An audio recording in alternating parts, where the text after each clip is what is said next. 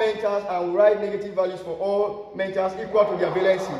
Now the case here will be how to know the valency of the element. Some people have problem in getting the valency of the element. If you have problem in getting the valency of the element, I will not continue to rule number 5. I will just help you how to get the valency. Maybe you now go, you see a compound like MgO, like that. The metal here is the magnesium, which is positive 2, and the oxygen is minus 2. That is the more reason why we said oxygen always have oxidation number of minus 2, because the valency of oxygen here is minus 2, valency for magnesium is 2. But now, how are you going to get the valency of this element? We can look at that before we go to rule number. We will look at that before we go to rule number 6. In simple case, how you get the valency of the elements.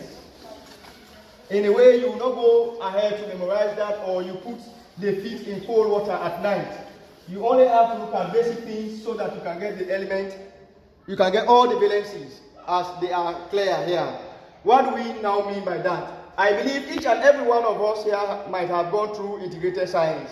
Whether you pass it with very good grade or not, that is not the problem here. But all what we are doing here is you must have basic rule or basic understanding about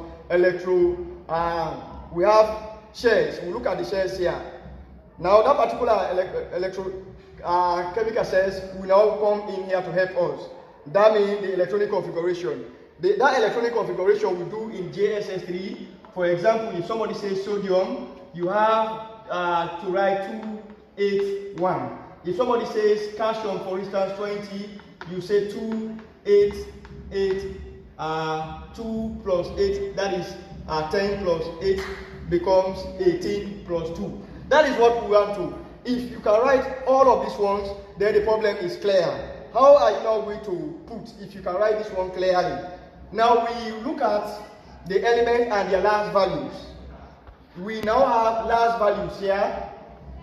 The last value I mean will be these figures here. These are the last values. We have the last value and then the valency.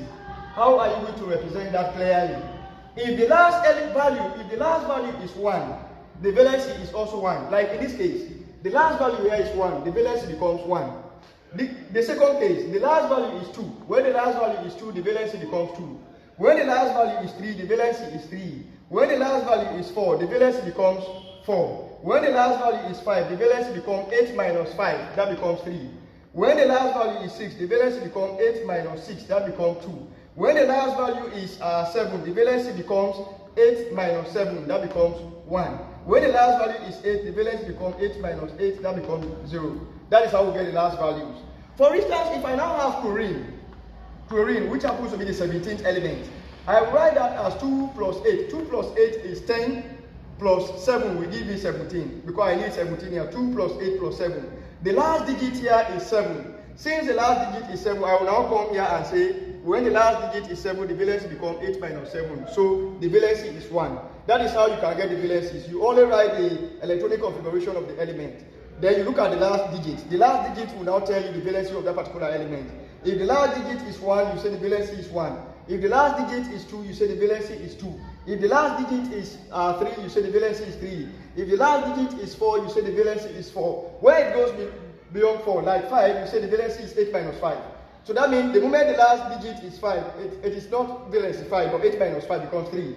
When the last digit is 6, it becomes 8 minus 6 becomes 2 until you reach at that particular point. That is how you can get the valency. So when you now want to look at rule number 5, you can only understand rule number 5 by using that. Because any element that is mentioned, if it is a mental, you look at the last digit. If it is a mental, you put the positive value in that calculation. If it is a non-mental, you put the negative value in that. The other tutorial will now tell you how to identify mentals and non-mentals. That I will do for sure.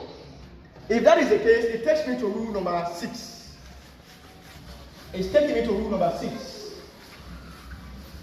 Rule number 6 simply says that at any time you have diatomic molecules, rule number 6 says all diatomic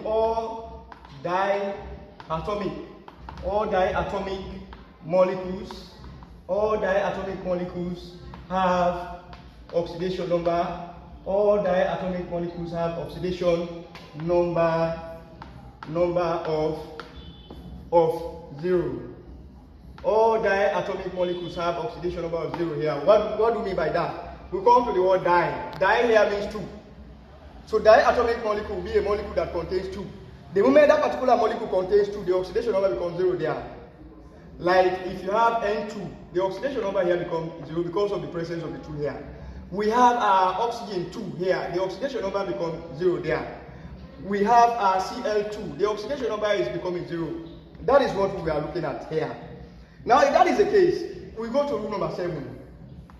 Rule number 7 says the oxidation number of neutral compound equals sum of individual elements in that sum of the individual element oxidation values equal to 0. What do we mean by that? The oxidation number of neutral compound, the oxidation number of neutral compound equals sum of the oxidation numbers of the various elements,